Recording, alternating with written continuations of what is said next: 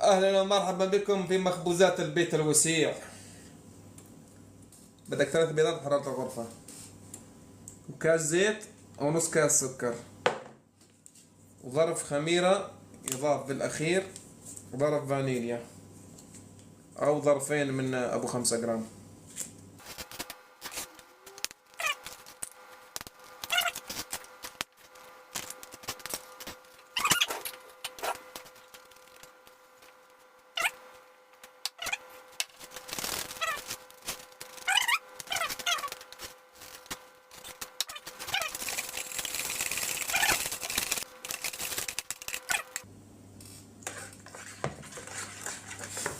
نضيف الطحين تقريبا